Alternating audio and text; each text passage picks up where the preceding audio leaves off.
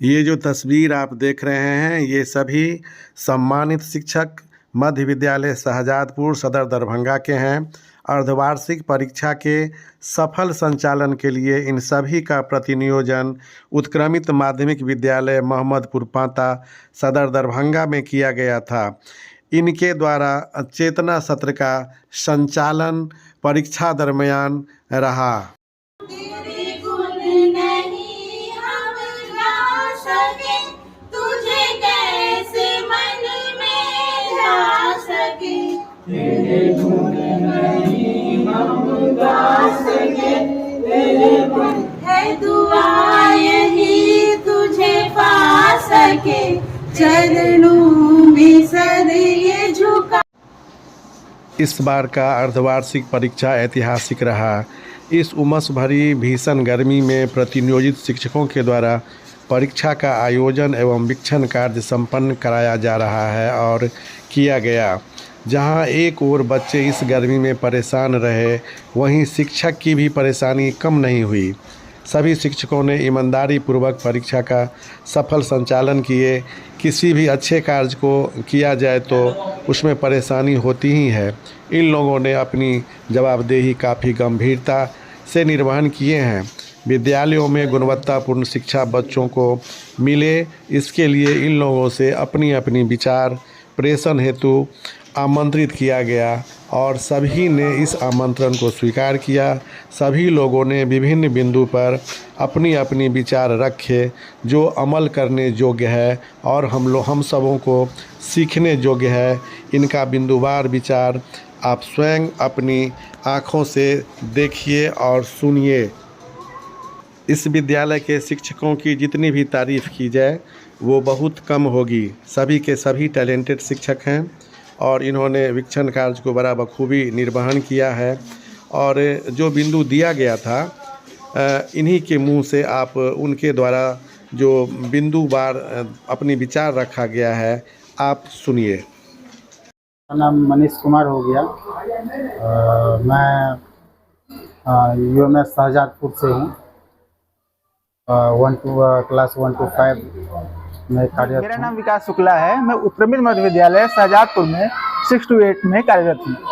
मेरा जो टॉपिक है वो अच्छे शिक्षक के 5 लक्षण बताए गए हैं, ठीक है।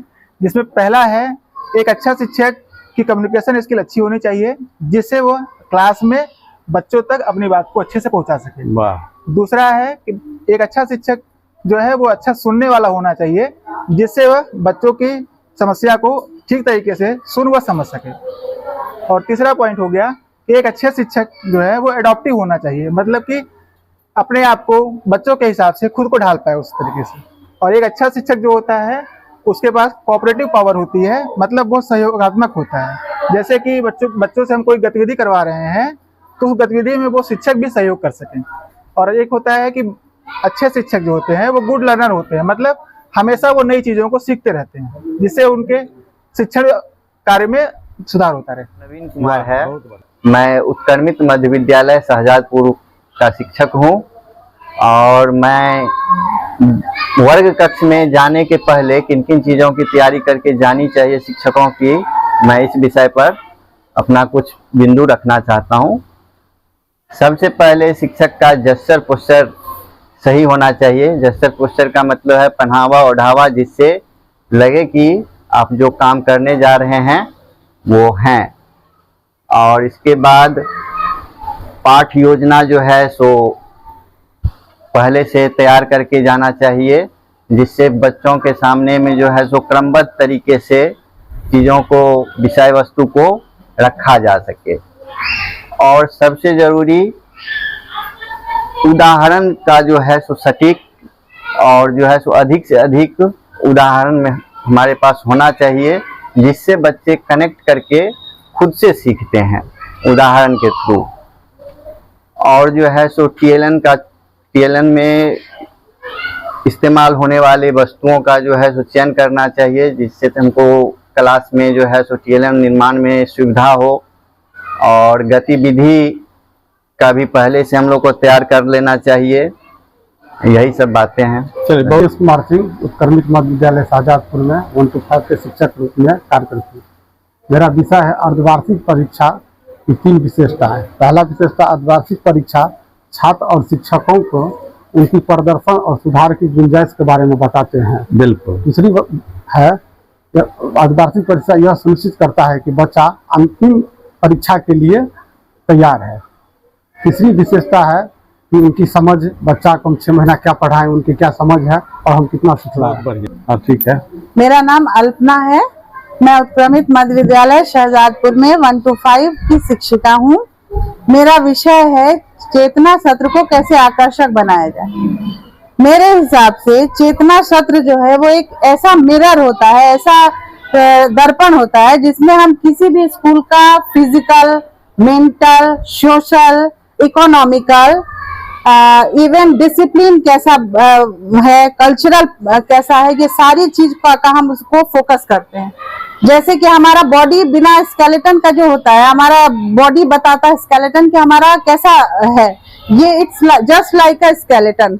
अगर हम, जैसे कहा जाता है first impression is the last impression, तो हमारा फर्स्ट इंप्रेशन चूंकि चेतना सत्र सबसे पहले होता है, तो हमारा यह उद्देश्य हम इस विद्यालय का होना चाहिए कि हम उस चीज को इतना अट्रैक्टिव बनाए कि सबका झुकाव विद्यालय की तरफ अपने आप स्वतः हो जाए।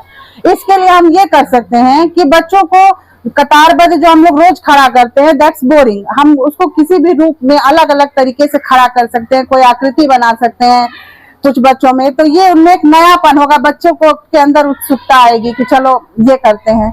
दूसरा है कि हम लोग नए नए टॉपिक से बच्चों को अवगत करा सकते हैं, कुछ नया टॉपिक दे सकते हैं और रेंडमली बच्चों को चूज कर सकते हैं कि तुम बताओ तुम बताओ। तो इससे क्या होगा, बच्चों में क्यूरियोसिटी आएगी, एक ये होगा, अपना बोलने का पावर आएगा बच्चों में, कि हम किस तरीके से अपने आप को रिप्रेजेंट करें, और दे विल कंपेयर देमसेल्व्स कि हम अच्छा करें। तो कंपैरिजन की भावना और ये जो कंपटीशन की भावना होती है, ये भी बच्चों में आएगी। इवन टीचर्स में भी आएगी कि बच्चों को हम किस तरीके से प्रिपेयर करते हैं, और सारे टीचर्स की ड्यूटी हो कि सब अपना अपना रिप्रेजेंट करें। आज ये टीचर कर रहे हैं, कल नेक्स्ट दूसरे टीचर कर रहे हैं, तो इससे सभी में एक एक्टिवनेस वो होगा, क्रिएट होगा। बहुत बढ़िया। मेरा नाम रविंद्र कुमार यादव हुआ। जोर से बोलिए। मैं अभी UMS शहजादपुर में एक टीचर 1 to 5 के टीचर के रूप में चयन हुआ हूँ। मेरा टॉपिक है पाठ्यिका लिखना क्यों चाहिए। सर, सबसे पहले पाठ्यिका का मतलब होता है समय सारणी और विषय के हिसाब से प्रत्येक दिन हम लिखते हैं। जब कल क्या पढ़ाना है क्या नहीं पढ़ाना है वो पहले ही लिख लेते हैं। इसके बाद उसको एक दैनिक वार संक्षिप्त रिपोर्ट भी बोल सकते हैं। पाठ्यिका एक सबसे पहले शिक्षक केंद्रित होना चाहिए। पाठ्यिका में कब क्या पढ़ाने हैं, कल क्या, कैसे, कौन घंटे में कौन सब्जेक्ट पढ़ाना है, वो पहले ही तैयार करके जाना चाहिए एक संक्षिप्त रूप में, ताकि हम बच्चों को अच्छी तरह से बता सके पढ़ाएं। ठीक है, बढ़िया है। मेरा नाम धर्मेश कुमार ठाकुर है। मैं उत्क्रमित मध्य विद्यालय शहजादपुर में कार्यरत हूँ।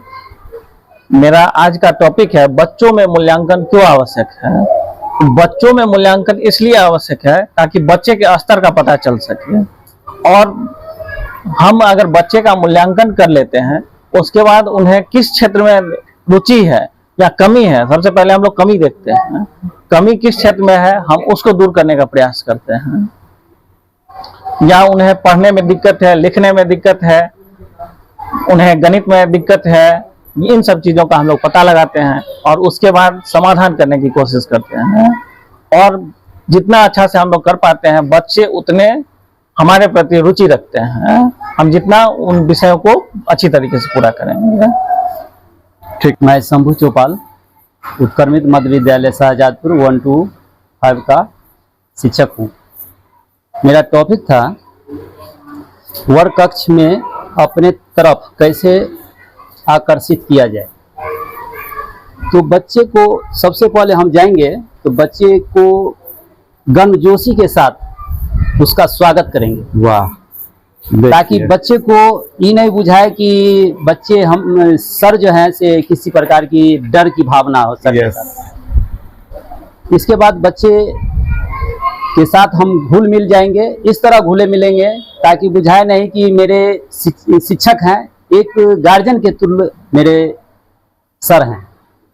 वहाँ पे जाने के बाद हम गतिविधि के माध्यम से बच्चे को हम बरकच्छ को ये बना के रखेंगे। इसके बाद जो है से बच्चे को कभी कभी हम चुटकुला छोड़ देंगे। चित्र के माध्यम से हम बच्चे को बताएंगे कि इसमें देखो क्या क्या है, इसका नाम बोलो। किसी किसी को सभी बच्चे को 4 या 5 भागों में बांट देंगे, ताकि बच्चे बांटने के बाद उसका नाम भी रख देंगे। किसी को नदी रख देंगे, किसी को पहाड़ रख देंगे, किसी को जंगल रख देंगे। इस तरह करके हम बच्चे को बरकच्छ को हम अपनी ओर आकर्षित कर सकते हैं। वाह। मेरा नाम रिंकू कुमारी है, यूएमएस शहजादपुर की 1 to 5 की शिक्षिका हूँ। मेरा टॉपिक है पाठ योजना क्यों जरूरी है। तो पाठ योजना इसलिए जरूरी है कि जब हम कोई पाठ लेकर वर्ग कक्ष में जाते हैं तो हमें उस पाठ का पूर्ण ज्ञान हो जाना चाहिए कि उस पाठ का उद्देश्य क्या है, ताकि हम बच्चे के बीच इस तरह से उस पाठ को प्रस्तुत करें कि बच्चे उस उद्देश्य तक पहुंच सके। चलिए, बहुत। मेरा नाम प्रियंका कुमारी है, मैं उत्क्रमित मध्य विद्यालय शहजादपुर की प्राथमिक शिक्षिका हूँ। मेरा टॉपिक है कि कमजोर बच्चों को किन तरीकों से पढ़ाएं। तो सबसे पहले हम कमजोर बच्चों को कविता या कहानी के माध्यम से पढ़ाने का प्रयास करेंगे। कविता या कहानी के माध्यम से बच्चे रोचकपूर्ण और आनंदमय तरीके से सीखते हैं। जैसे अ से अनार, अनार के दाने हैं लाल लाल। आ से आम, आम खाते मिट्ठू लाल। ई से इमली, इमली खट्टे मीठे बैर। पॉइंट नंबर 2, टीएलएम के माध्यम से। टीएलएम के माध्यम से हम बच्चों को भी सिखाने का प्रयास करेंगे। इससे बच्चे जटिल चीजों को बहुत आसानी से सरल शब्दों में सीख सकते हैं।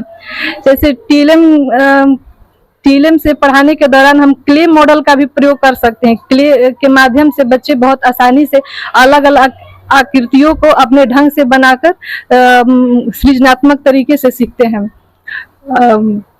और आसपास के पॉइंट नंबर 3, आसपास के पर्यावरण और माहौल के माध्यम से भी हम कुछ चीजों को बता के बच्चों को समझाने का प्रयास करेंगे।